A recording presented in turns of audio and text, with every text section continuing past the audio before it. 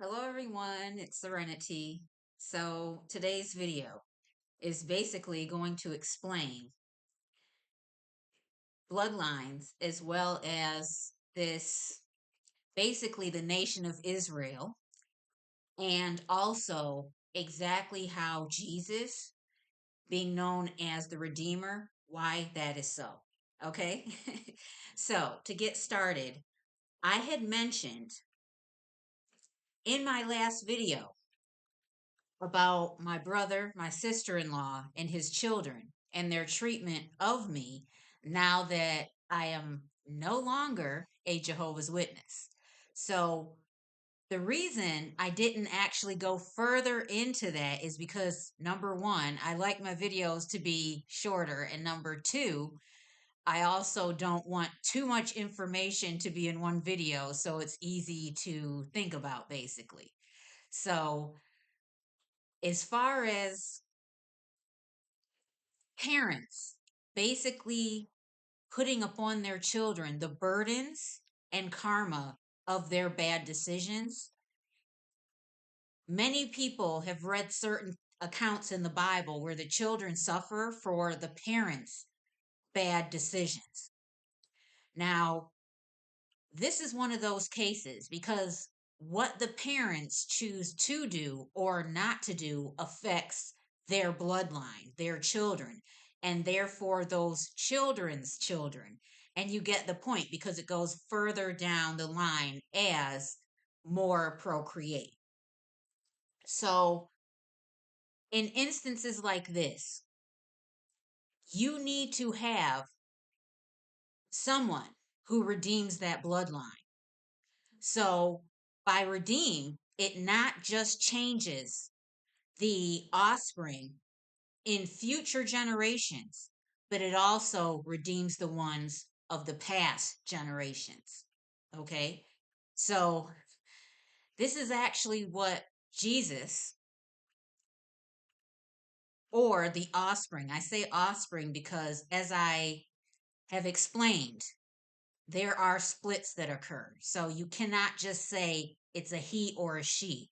They both are one, and once separated, they work together. But anyway, not to get off topic. So basically, these bloodlines of ones who were once divine, part of the divine family, divine couples, who actually rebelled, they needed to be redeemed. And I did a video about this, also about why Jesus came. And it was about, the title was like, why come for one sheep, at the expense of 99, basically out of love. So now I'm going to get into exactly why we come down certain bloodlines. And usually it's whichever nation that this rebel who is Yahweh, who is basically Yahweh Elohim. He's a member of the Elohim family that rebelled. That's basically what he is. So the nations that he tries to create for himself, we basically come in and we mess that up. And by mess it up, I mean we redeem the bloodline. So, for instance, this time I had to be the one to come in this age and basically change the bloodline of my parents and grandparents and so forth. So, because of what I did, now my children will be able to break that so called generational curse that was inflicted upon them many generations ago. Now, think about this on a worldwide scale. You have all these ones who have basically created different beings for their own use, for selfish reasons. they need to be redeemed and adopted into the divine family as well. So not only was it done, as I explained before, through genetic advancements, but also having ones to break up the cycle of this evil behavior that's passed from generation to generation. Now, I'm going to talk about Abraham and Sarah because that's important. They were a divine couple. That's why Abraham and Sarah were brother and sister. I explained that. The splits. So they're brother and sister, but also husband and wife or companions, whatever you counterparts. The Bible tries to gloss around this, but that's what they were. And that's why you also have Abraham and Sarah also in Hinduism. And then you have it in Judaism. Like it's the same energies. But what happened here is that this divine couple was compromised and aligned with this Yahweh Elohim. So of course, there's always, rules to this. So, in the case of who you know as Jehovah, this Yahweh Elohim, he basically said they needed to keep his covenant, all his rules that he specified for them. And then, once again, he would promise them all of these great things. And I also said in my video about Jehovah's Witnesses using the same tactics Satan did with Jesus, this was the case as well. So he comes before Abraham and he offers him basically an offer that's hard to refuse if you're thinking of selfish reasons. So he's saying, I'm going to make you a mighty nation to rule over all the nations. So Jehovah effectively offered Abraham power, status, prominence in order to basically carry out what he wanted in order to create a nation for himself. Now, Source and the true Father, this isn't something they would do. Out of love, if you truly had love and it wasn't for selfish reasons, you could not allow this to go on. So you would send basically your offspring that is pure, close to divinity, in order to redeem and break up these bloodlines that continuously carry out evil. Okay. Hopefully that's as simple as I can convey to you without being too complicated. So, yeah, I already said in my earlier videos that Jehovah's Witnesses at this time are this Yahweh's attempt at establishing a new nation on this earth again. But yeah, obviously that can't succeed. But now you understand why the leaders of the world, they're promised basically this devotion to this low vibrational energy for power, status, prominence, wealth, all of these things, if they worship him and are devoted to him and basically sell their life energy, their souls to him.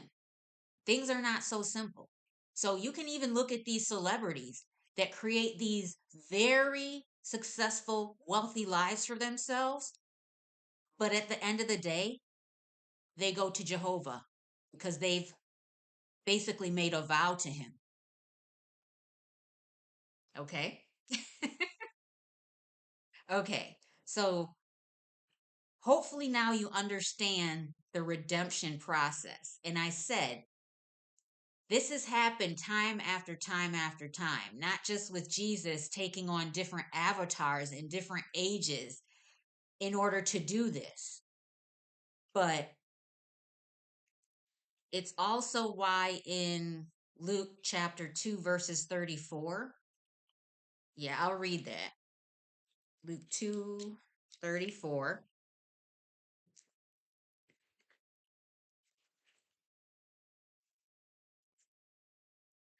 It said, Then Simeon blessed them and said to Mary his mother, Behold, this child, speaking of Jesus, is destined for the fall and rising of many in Israel, and for a sign which will be spoken against.